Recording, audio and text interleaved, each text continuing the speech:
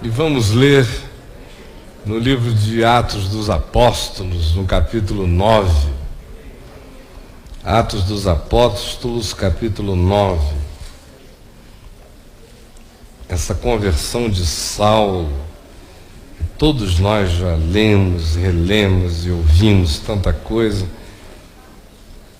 E eu queria falar sobre esse mistério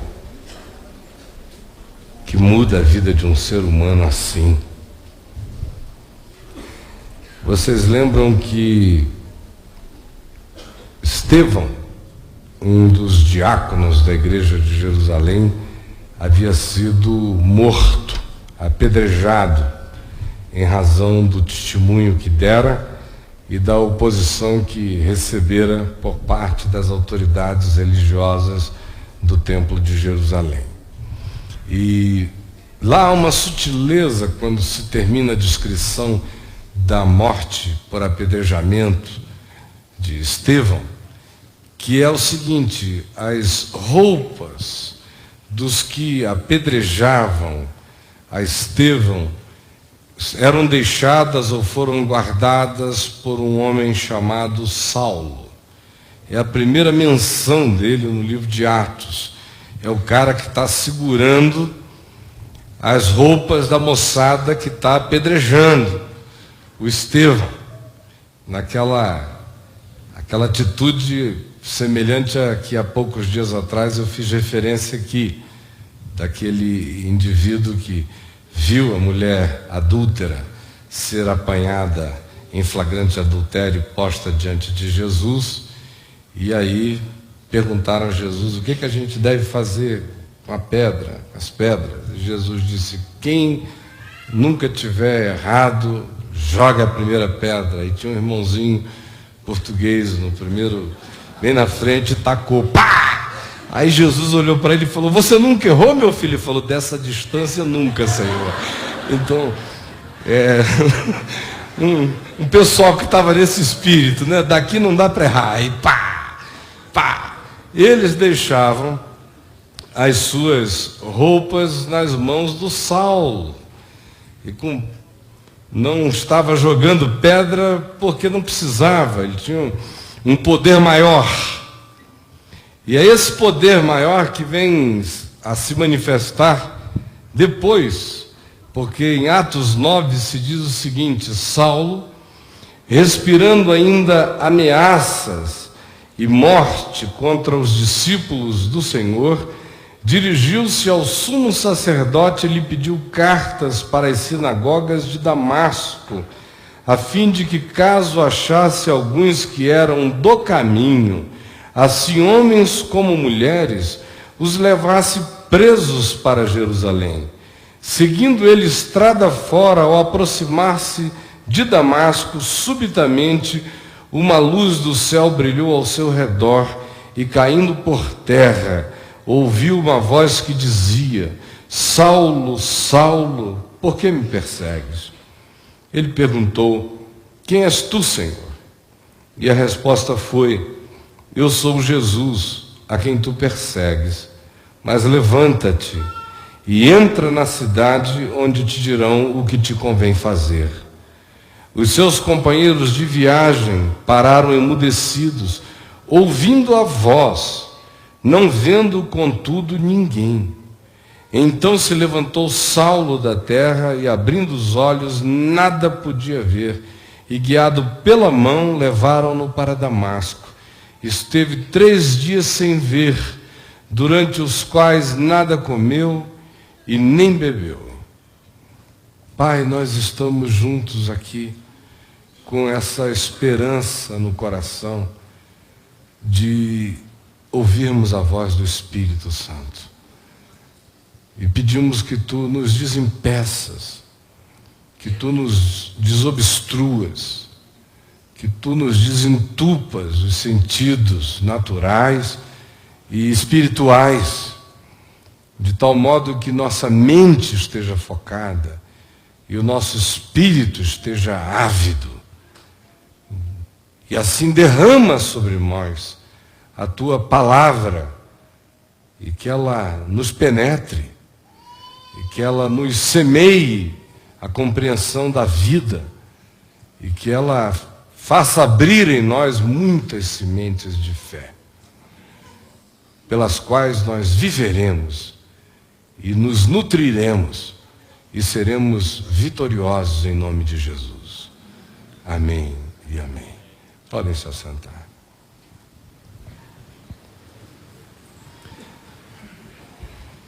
É interessante que provavelmente no imaginário cristão a conversão de Saulo seja o evento mais marcante, caracterizador do impacto de uma conversão. Há histórias variadas e testemunhos que foram e têm sido dados no curso dos séculos e milênios acerca de encontros que pessoas tiveram com Deus absolutamente diferentes e chocantes, e de manifestação de elementos, às vezes até exteriores, como é aqui o caso, uma luz, uma voz, um impacto. Os que estavam presentes ouviram. Diz lá mais adiante o texto de Atos, narrando o mesmo testemunho, que eles ouviram a voz e viram a luz, mas não viam ninguém. E a conversão de Saulo é a simbolização de todas essas manifestações de conversões inusitadas, de tal modo que eu acho que nenhum de nós aqui foge à regra quando se trata de designar um encontro extraordinário que alguém teve com Jesus, já ressuscitado de entre os mortos. A primeira imagem que vem é desse impacto que acontece sobre a vida de Saulo de Tarso, viajando de Jerusalém para Damasco, agora com muito mais poder político na mão, e com uma disposição muito mais ferrenha, e quanto mais e implacável, de perseguir pessoas que fossem do caminho, que confessassem a Jesus e fossem discípulas dele. De modo que a missão dele em Damasco é procurar, encontrar, prender, levar para Jerusalém, justiçar e julgar. É com esse ânimo que está a alma dele. E aí, de repente, fazendo essa viagem, do nada, sem que houvesse nenhuma contribuição humana, ninguém falando, ninguém defendendo Deus, ninguém respondendo por Deus, ninguém pregando na esquina, nenhum folheto voando sendo trazido pelo vento, nenhum anjo especial se apresentando diante dele, coisa alguma, um dia normal, sol quente, é um caminho que eu conheço, ida para Damasco, é quente mesmo, e ele vai e já está às portas da cidade, quando de repente, ao meio-dia, brilha uma luz mais forte do que o sol, ao redor deles. Imagina a loucura. Tá! Aí, de repente, o cara que é o expedicionário dessa Inquisição, que é Saulo, que é o diretor desse doicode particularizado para cristãos, o cara cai no chão e começa a olhar para cima, ninguém está entendendo nada. Aí, uma voz: Saulo, Saulo, por que me persegues? Ninguém. E o Saulo ali dizendo: quem és tu, Senhor? E o povo olhando em volta, aquela coisa estranha. Lá na frente, em Atos, se diz que eles ouviram a voz, mas não compreendiam o significado das palavras. De modo que esse era o efeito especial dessa situação. Luz e uma voz que eles podiam ouvir como voz, mas não podiam discernir o conteúdo da informação, e todo mundo olhando. E aí o homem se levanta e acontece o que aconteceu. E, num certo sentido, a gente está aqui, do ponto de vista da linhagem histórica, por causa desse impacto, desse meio-dia, dessa hora do almoço, dessa intervenção estranha e paradoxal de um Deus cujo nome estava sendo defendido por Saulo, e ele ia a Damasco para defender Deus, um Deus que precisava de defesa. E encontra com um Deus que fala por si mesmo, que não precisa que ninguém o defenda, nem a sua causa, nem mate por causa disso. Se Deus é Deus, podem ter certeza, Deus se cuida. Acreditem nisso. Deus se cuida. Quem fica pensando que Deus não se cuida é porque tem esse Deus da religião, que se não receber a nossa ajuda, ele não faz nada. É um Deus que só é Deus se eu for, só fala se eu falar, só chega se eu aparecer, só realiza se eu performatizar, só é defensável se eu juntar argumentos em seu favor. Esse é o Deus da religião. Tem olhos, mas não vê, tem ouvidos, mas não ouve. Não é diferente dos ídolos, porque precisa de mim e é dependente de mim. É esse Deus que Saulo está indo defender. É em nome dele que ele trabalha. É para proteger os interesses dessa divindade que ele se oferece. É na intenção de ser o guardião dos oráculos, desse mistério, que ele se põe a caminho e bota a cara para o lado de fora e considera adversários de Deus todos aqueles que são diferentes. E ele vai nessa missão, andando com essa intenção, defender um Deus que precisa de defesa, e é absolutamente esmagado por um encontro surpreendente. Saulo, Saulo, por que me persegues? E aí muda tudo. E a gente usa muito mal o significado do que aconteceu a esse homem, porque a nossa visão cristã ficou tão paganizada que a gente imagina sempre essa cena como coisas que tem a ver com mudanças e acontecimentos exteriores que provocaram um impacto mental esmagador, diante de cujo impacto o indivíduo se redirecionou pela via da constatação de que encontrou um poder real, maior e absoluto. Por isso, ele agora anda de conforme. Paulo estaria andando e tem uma luz e uma voz poderosa. Isso é real, é maior e existe. Circunda o ambiente. Ele fala e estremece. E a gente imagina que o que converteu Saulo foi esse show de pirotecnia celestial, de efeito especial do Espírito Santo. E eu já ouvi gente que diz, poxa, mas quem me dera ter tido aquela conversão? Poxa, quem me dera, parece que é um status, assim, pô. Sabe, a conversão das conversões, quem me dera. Tem um cara que fica com inveja de Saulo. Ai, meu Deus, me mostra a luz de Saulo. O cara ele quer ter uma briga com Deus, sabe? Ser um Jacó no enfrentamento aí. Por que me persegue, João?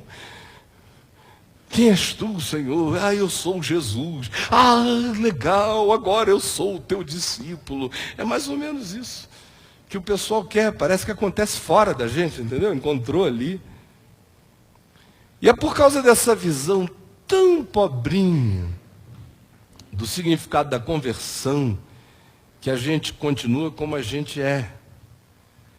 Porque as pessoas passam a vida inteira ouvindo falas e falas e falas a respeito de nova criatura, de algo que nasce no coração, do novo homem, ou do nascer de novo, ou da regeneração, ou da conversão, ou da metamorfose. Todas palavras para significarem a mesma coisa. E aí, a leitura que se faz é, o cara precisa receber um impacto do poder de Deus para ele chegar e dizer assim, agora eu sei. E aí ele diz, bom, agora que eu sei que Deus é Deus, eu vou ter que me arrumar, senão eu estou lascado. Então, conversão cristã é mais ou menos um impacto assim. O cara diz, agora que não dá para eu fugir, meu Deus, deixa eu jogar essa agenda fora, aquela outra também. Ah, não, aqui não. Aí ele começa com essa história do que eu visto, do que eu não visto, para onde é que eu vou, com quem que eu vou, como é que eu vou, se eu namoro, se eu não namoro, se eu caso, se eu não caso. Se... Aí começa, sabe? A vida aparentemente começa com os problemas de peixe de aquário, né? Problema de peixe de aquário. Ai, meu Deus, o mundo inteiro é esse ambiente. Ele fica preso naquele clube de aquário religioso e achando que está convertido, né? Porque ele não tem mais nenhum dos amigos que ele tinha.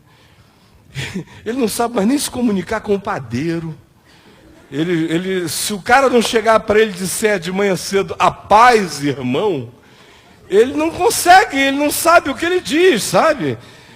Ele não sabe, mas tem que ter essa coisa, a paz, irmão, para ele dizer, a paz, irmão, porque se o cara passar e disser, como é que é, meu irmão? Aí ele já se assusta, está querendo me agredir? Eu já cheguei em igrejas por aí, em que eu, simplesmente saudando as pessoas, dizia, boa noite, irmãos, e encontrei pessoas à porta que me diziam, pastor, não diga isso, diga a paz do Senhor. Porque boa noite é desejar que uma coisa escura fique boa e as trevas nunca ficam melhores. Você vê o nível de compreensão que você encontra, né? E continua pregando por absoluta insistência. Porque diz, ai meu Deus, não é possível. Voltando ao nosso assunto. Então nós estamos aqui com esse homem que tem essa experiência toda externa, e que para nós parece que se congela como um cenário. E a gente fica sempre falando disso como uma manifestação do poder de Deus que barrou o caminho de um perseguidor. Deus é mais forte. Eu acho extraordinariamente ridículas essas coisas, essas tentativas de fazer Deus mais forte, Deus maior. Não há Deus maior, não há Deus melhor. Quer dizer, Deus ganhou no Guinness Book celestial. Não há Deus maior, não há Deus menor. Meu Deus, só há um Deus. Só há um Deus, não tem maior nem menor, só há um Deus.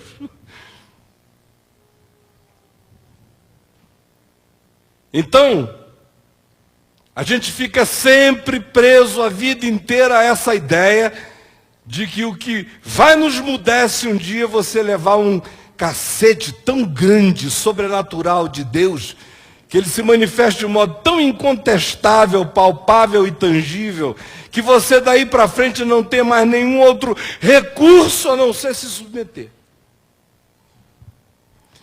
Aí ficam essas conversões de gente apavorada, amedrontada, angustiada, servindo por aflição, amando por absoluto constrangimento. Alguns dos nossos hinos, por exemplo, a gente canta, obrigado Jesus por morreres por mim, por morreres em meu lugar, não é? Que é maravilhoso, Cordeiro de Deus que tira o pecado do mundo. Mas a maioria entende, sabe como isso? Obrigado, Jesus, por teres te ferrado no meu lugar. Deus tinha que descer o cacete em alguém. Então a humanidade inteira estava sob cacete. E como Deus é bom, ele virou para o filho dele e disse assim, segura essa, meu filho. Aí o filho virou e falou assim, pai, por amor a ti e a eles, eu seguro essa. Aí o pai disse: meu filho, eu amei o mundo de tal maneira, mas eu não vou te poupar, eu vou te dar para resgatar. Vai, meu filho. Aí o filho foi, e o pai ficou vendo o filho vir, e veio, até pregarem na cruz, e até ressuscitar no terceiro dia. Deus não sabia qual era o destino do universo. Deus não sabia o que ia acontecer com o universo, estava ali. E Deus esperando que as resoluções acontecessem para ele ser informado. E na cabeça da gente, quando a gente diz obrigado, Jesus, por sofreres no meu lugar, a maioria não canta o benefício. A maioria só canta essa coisa de ele tomou o meu lugar, levou o pau todo, foi o para-raio cósmico. Eu agora estou livre, toda vez que cair, vai cair nele. Obrigado, obrigado, legal, aleluia, morreu no meu lugar. Mas e o benefício? O benefício é paz, é alegria, é vida. Se não houver o benefício, ficou só aquela história pagã de que a divindade concentrou a ira dela num objeto. Mas isso todos os povos da terra têm. O que diferencia o evangelho do resto não é o mecanismo expiatório de que algum bode expiatório carrega culpas em meu lugar. A diferença é o benefício, é o que isso gera. Eu estou dizendo isso porque a conversão de Saulo tende a fazer com que a gente imagine a nossa própria conversão como algo que a gente tem desculpa de não assumir como transformação até que Deus, de fato, resolva criar uma cenografia que nos convença de que daqui para frente Deus é Deus. E a gente segue com essas conversões externas.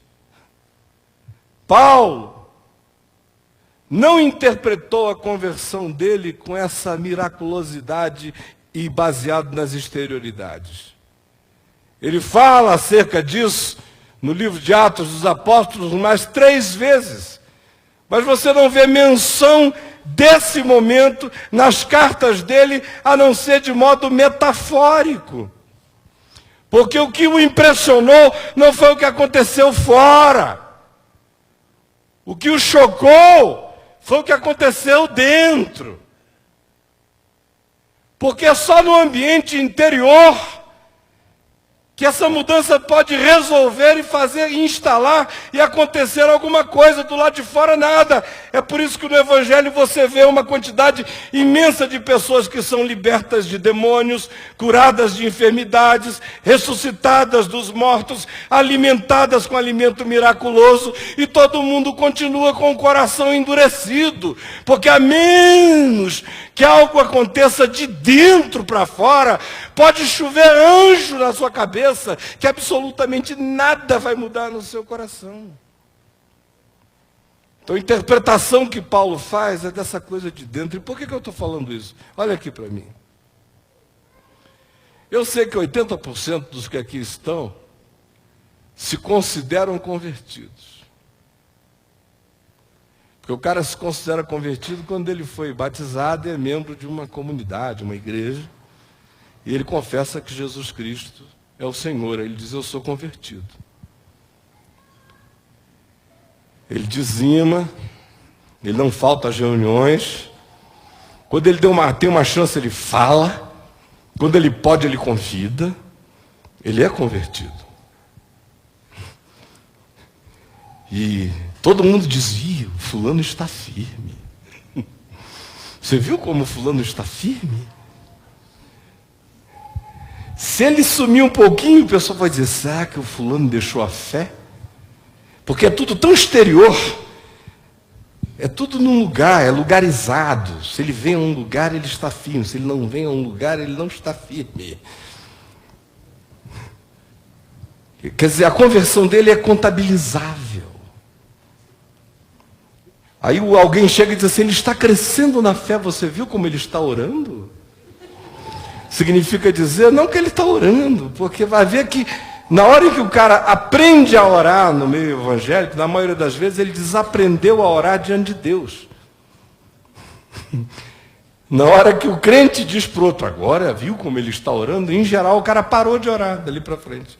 Porque ele aprendeu foi essa coisa de, Altíssimo Senhor, soberano, Jeová, Jireh, El Shaddai, aí ele vai, aí o pessoal diz, viram como ele está orando? Não, ele agora está performatizando. Ele orava naquele tempo em que ele não sabia orar, em que ele só conversava, que ele só abria a minha dele, que ele não tinha script de Deus para contar, que ele não tinha, sabe, toda essa panaceia. Naquele tempo ele orava. Agora que ele sabe orar, ele não ora mais. É tudo para fora, tudo lá de fora. Paulo, no entanto, chama o significado da conversão, não para isso que a gente chama. A grande questão dele é o que isso mudou no entendimento. Porque se a conversão não mudar o entendimento, cara, você dá o dízimo, você frequenta, você não falta, você canta, você se envolve, você prega, você ensina, você convida outros, você faz o que você quiser, e você está apenas atuando intensamente num clube religioso, só isso. O entendimento é o que tem que ser mudado. É a capacidade de não se deixar mais conduzir por fluxos. É parar e perguntar e dizer, por que eu tenho que seguir esse caminho? É bom, é justo, é verdadeiro? Se não for, não é.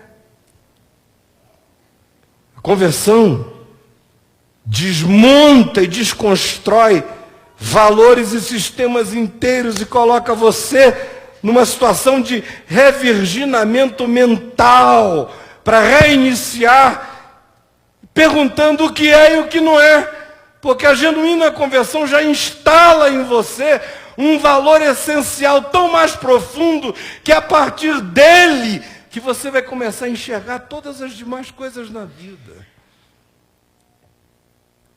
De modo que se não acontecer aí, e não alterar o entendimento, e não gerar metamorfose na compreensão, e não produzir um caminho novo, e não gerar agora no coração do indivíduo não apenas uma decisão de que não vai mais perseguir a quem perseguia, mas ao contrário, surge, é um impulso para a vida, para se associar, para se aliar, para se solidarizar, para crescer na direção de um chamado que é absolutamente revolucionário e tem a ver com um entendimento e uma consciência que o planeta Terra não conhecem. Isso não tem nada a ver com religião, tem a ver exclusivamente com a compreensão de que Deus estava em Cristo reconciliando consigo o mundo e ensinando os homens a se reconciliarem com Deus e a se pacificarem em Deus e uns com os outros e a tratarem uns aos outros na simplicidade da afirmação de Jesus que diz, o que quereis que os homens vos façam, fazei isto vós primeiro a eles. Se esse entendimento não entrar na gente, e se não for maior do que apenas filosofia, e não se transformar de fato numa consciência que se impregna, que pervade, que possui a gente como um todo, a gente apenas recebe maquiagens religiosas e vernizes, aprende linguagens, aprende a se comunicar conforme o ambiente religioso ou o gueto, aprende a orar desorando diante de Deus, aprende a não aprender, a ficar cristalizado naqueles estereótipos e naqueles moldes, gloriando-se de uma conversão que acontece apenas como fanfarrismo e exteriorismo, sem assumir jamais a mudança do entendimento. Aquele que rouba não roube mais, não é uma questão moral, é de entendimento. Aquele que minta não minta mais, não é uma questão moral, é de entendimento.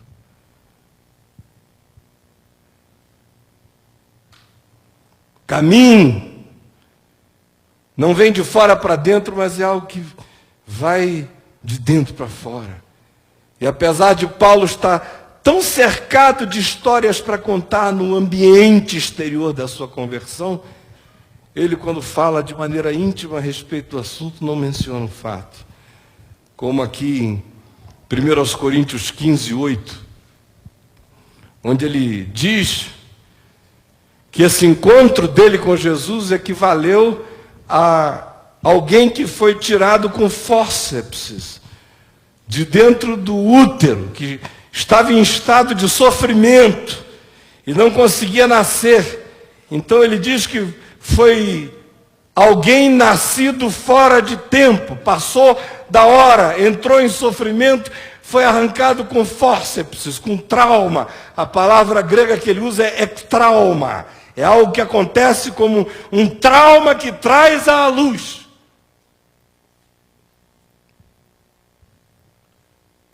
É assim que ele descreve.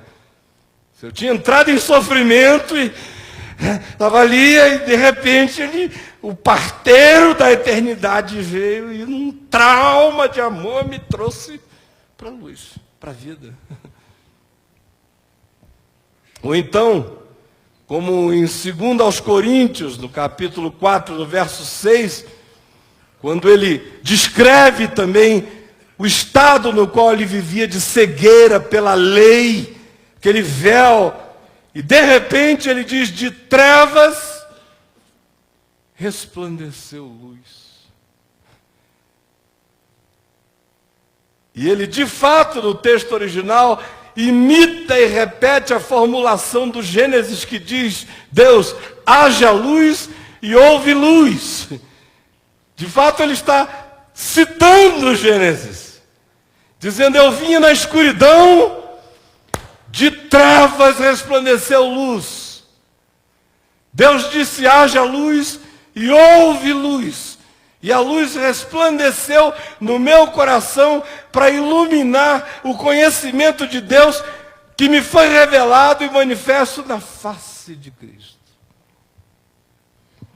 Só que ele lê isso para dentro, como algo que aconteceu aqui do lado de dentro. É como a criação do mundo. Ele diz, escrevendo aos Efésios, no capítulo 5, no verso 14, que esse encontro com Jesus no Espírito, para ele foi como um despertar da morte.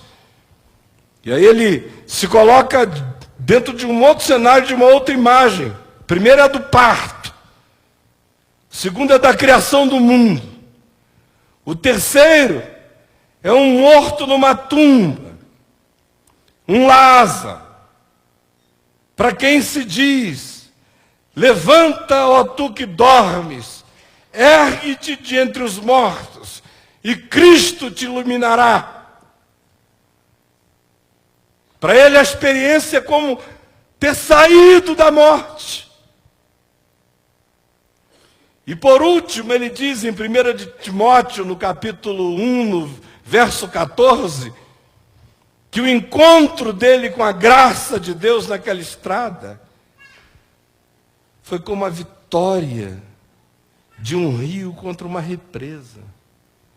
O texto grego, de novo, ajuda a descrever esse ambiente quando ele diz que ele vinha vivendo de modo persecutório e amargurado e absolutamente conduzido pelo ódio. Quando de repente ele diz, transbordou a graça de Deus. E a palavra transbordou usada lá é literalmente aquela que arrebenta a represa, que passa por cima. Transbordou a graça de Deus. Agora, olha essas imagens.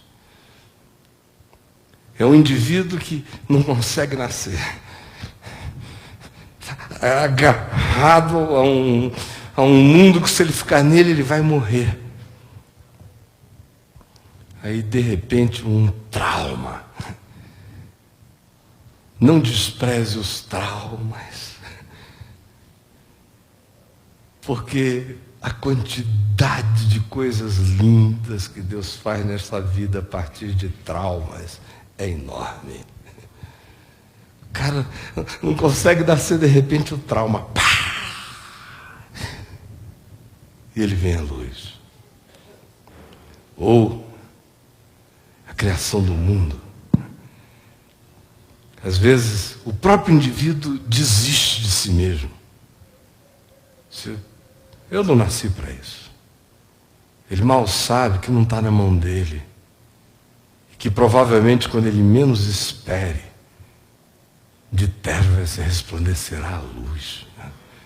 É no dia, na hora, no dia chamado hoje, quando Deus fala, e hoje se ouvirdes a sua voz, o mundo estará começando.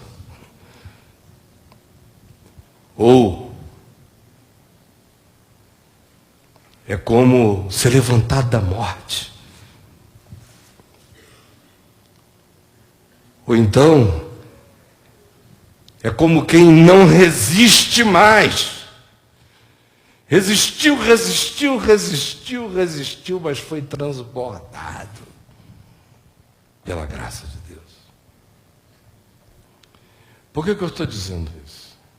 Olhem aqui para mim. Porque essa semana que passou eu assisti uma das coisas mais bonitas que eu assisti nos últimos tempos. A minha mulher tem um cunhado que praticamente a viu crescer, mais velho do que ela, uns 27 anos provavelmente, casado com a irmã mais velha dela, que é bem mais nova do que ele. Ela hoje está com 50 e ele com 76 anos de idade. E esse homem viveu a vida inteira de maneira fria, gelada e empedernida. Uma das primeiras coisas que a Adriana me falou sobre o ambiente que eu provavelmente encontrasse na família extensiva, essa figura foi a primeira que veio à luz. Olha, tem um fulano que é um cara doente de perversidade, de frieza, é gelado, é impermeável. Ele vive o tempo todo para construir alguma coisa para fazer mal a alguém. O sarcasmo é constante. E ele torce contra. E você sente que ele torce contra o tempo todo. Ela tinha 15 anos quando começou a ver esse cara fazer isso. E ele fez em abundância. E nesses 5 anos que nós estamos casados, eu já assisti muitas dele. E, num certo sentido, ele ficou até pior nesse período aí. Aprontou demais. E assim que ele me conheceu, ele ficou muito pior. Eu me lembro que a primeira vez que nós nos encontramos num ambiente familiar, ele soltou a franga. E começou a ficar assim hostil. E a impressão que me deu foi a seguinte: ele falou, esse cara é o reverendo Caio, ele me conhecia assim de anos e anos e anos. E aí projetou aquela ideia de esse sujeito, eu posso dizer o que eu quiser, porque ele é um homem de Deus, ele não vai nunca responder coisa nenhuma. Então, eu vou aproveitar e vou descer-lhe o cacete aqui na frente de todo mundo. Não, sabe aquele cara que sabe que tá garantido, aquele menino que chega e chuta o outro, que sabe que não. Era aquela história, só que ele estava enganado, né? Minha piedade não é fresca. Ou é ou não é, é verdade. E aí começou a abusar, eu não permiti, e não permiti de um modo a não permitir que houvesse nem um segundo. E ele ficou tão consciente de que aquilo era um stop, que estopou mesmo. E dali para frente, toda vez que ele tentava levantar com uma coisa assim, ofendendo as pessoas, eu pegava e dizia, menino, se segura que isso pode ficar feio. Com outras palavras. Para com isso. E ele foi, e aprontou, e aprontou, e aprontou, aprontou. Quando foi agora, essa semana, eu estou em casa. E a Adriana e eu a gente vem orando por ele já há algum tempo, pedindo a Deus que mexesse na alma dele, que não deixasse aquele cara morrer daquele jeito. Já pensou se passar pela terra aquilo? Se a existência do cara é aquilo. Pelo amor de Deus, deve ser horrível ser aquilo. Eu quando me ponho no lugar de um cara daquele, fico, meu Deus, nascer rato é uma coisa melhor, porque o cara não sabe que é rato. Mas aquele ali é e sabe, é um horror.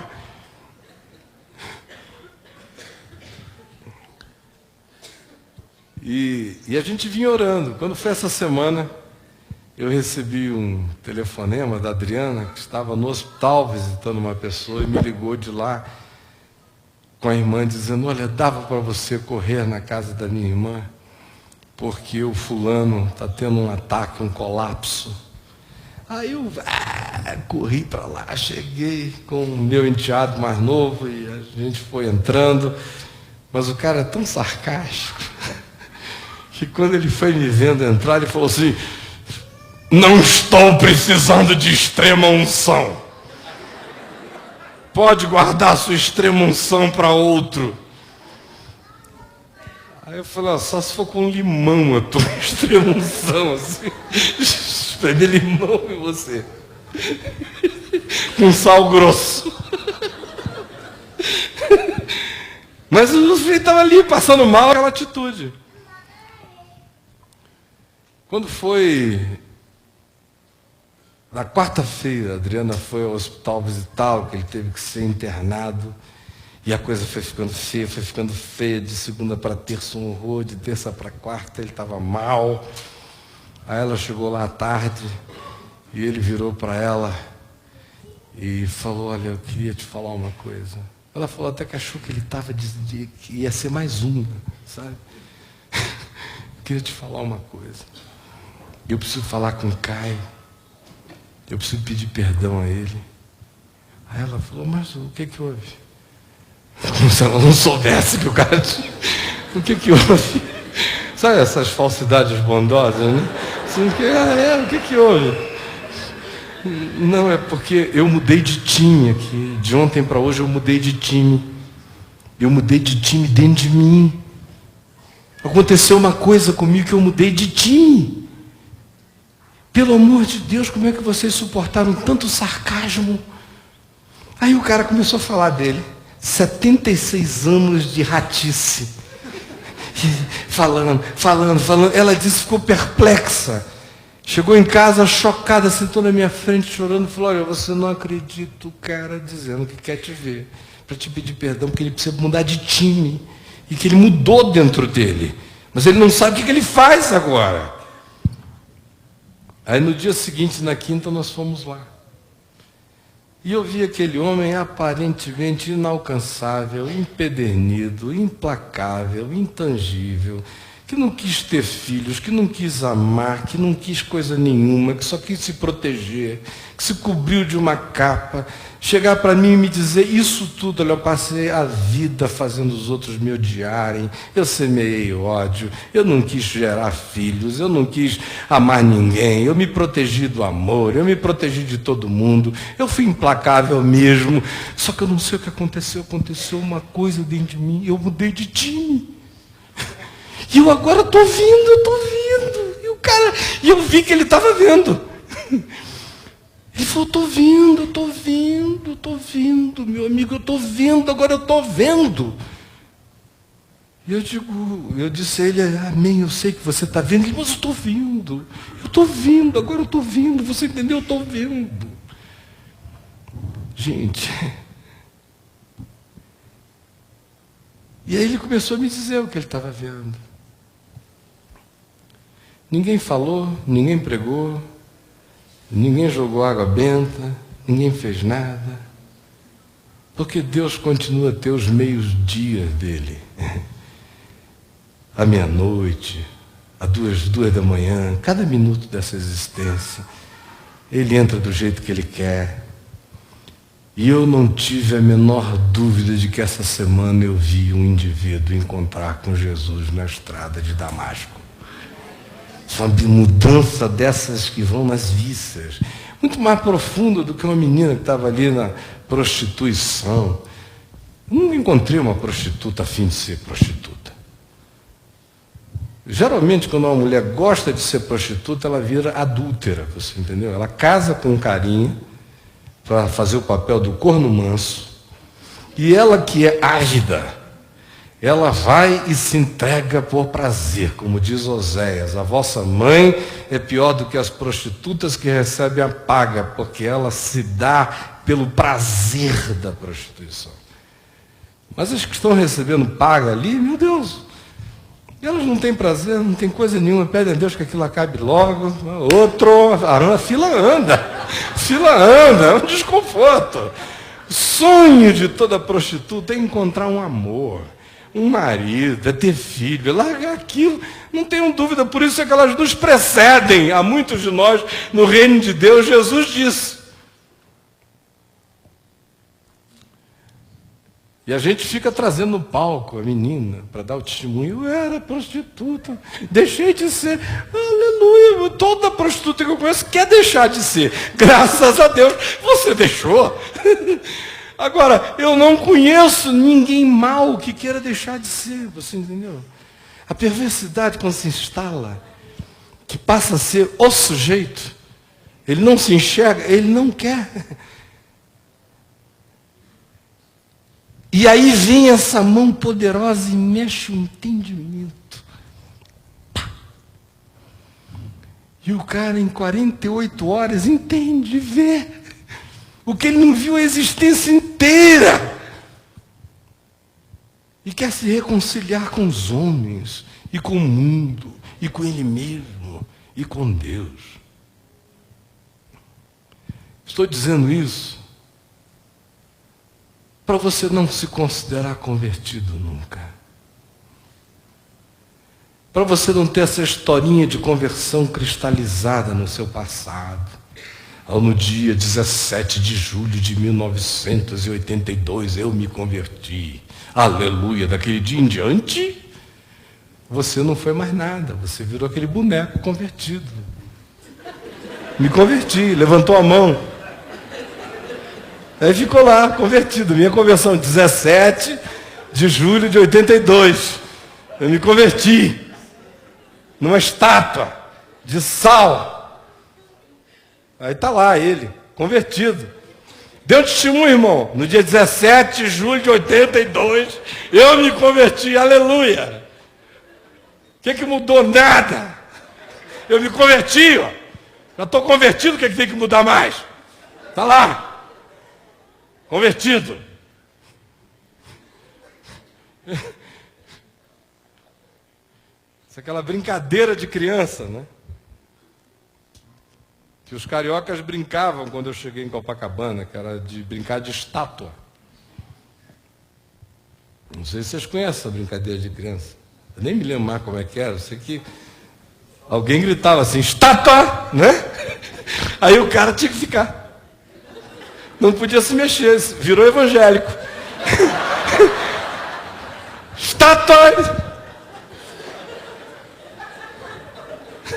É o retrato de Dorian Gray. Está ali.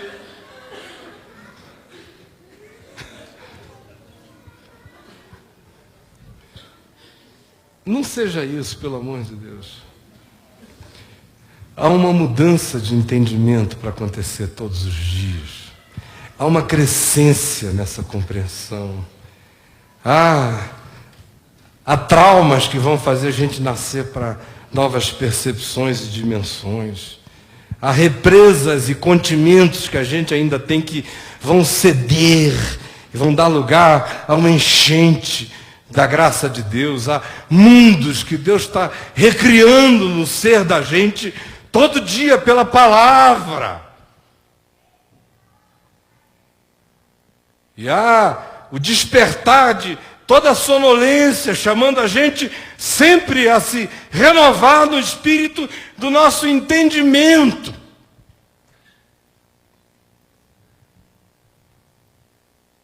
E eu gostaria de todo o coração que o Espírito Santo realizasse aqui hoje à noite, na mente de alguém, um estalo desse. Pá! Que o cara simplesmente vê. Não via e vê. E às vezes passa anos e anos e anos ouvindo a palavra, ou o evangelho, ou mensagens, ou pregações, ou seja lá o que for, nada acontece, porque não acontece vindo de fora. Só acontece se vier de dentro. E essa é uma obra de Deus, mas que está presente todo dia. E ela pode acontecer se o nosso coração for receptivo e até se ele não for. Porque quando Deus diz é. E aí, meu querido, sai de baixo. O trauma vem e pega, te arranca você desse útero de escuridade. Na tua escuridão a palavra resplandece luz, e mundos se criam. As tuas resistências são arrombadas pelo rio da graça. E a tua sonolência é acordada pela voz da ressurreição. E aí, um processo infindo se instala em nós. A gente começa a ver o mundo diferente.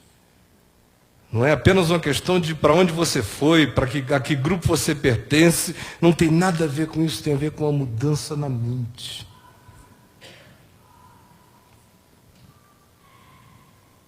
E que o Espírito Santo faça acontecer na gente hoje. E faça acontecer todo dia. Que é para a gente não passar a existência inteira apenas criando esses cristais de paralisia religiosa sobre nós, nos vestindo de pedra, com conversões estáticas. Que o Espírito de Deus suscite uma conversão em movimento, em transformação cotidiana, ininterrupta, acontecendo no espírito do nosso entendimento, conforme o Evangelho. Vamos ficar em pé e vamos orar. Ó Pai, vem agora e aplica a Tua palavra no coração de todos. Eu não tenho esse poder. Eu, no máximo, faço o que posso para me fazer entender, mas não tenho nenhum poder para além disso. Por isso eu quero pedir com confiança a Ti, ó Espírito Santo, que Tu faças essas sementes de vida, que foram semeadas e jogadas aqui nos corações, para que elas todas caiam em boa terra e que elas deem fruto, muito fruto. Que ninguém tenha um coração que seja como um campo de espinhos que sufoca a palavra, ou que ninguém tenha no coração um viveiro de aves de rapina maligna já para comerem a palavra, e que ninguém tenha apenas uma tapiação de coração que esconda um empedramento por debaixo, só para que a palavra comece, mas não termine nada no ser. Por favor, dá-nos um coração profundo, simples, que acolhe a semente da palavra. E por favor, não deixa que ninguém aqui seja iludido pelos enganos da religião que promete ufania e fanfarrice, mas que efetivamente não transforma o coração. Por favor, ó Espírito Santo, salva-nos desse engano e ajuda-nos a andarmos contigo, para nós termos uma mente que vá sendo transformada e dá que o grande beneficiário da Boa Nova seja primeiro eu, que ela aconteça comigo, que ela realize o bem em mim, que ela seja boa para mim, que ela não seja um discurso meu, mas seja a vida que se instalou em mim. Por favor, faz isso com todos nós e pacifica o coração de cada um. Eu peço que seja assim, em nome de Jesus. Amém, amém.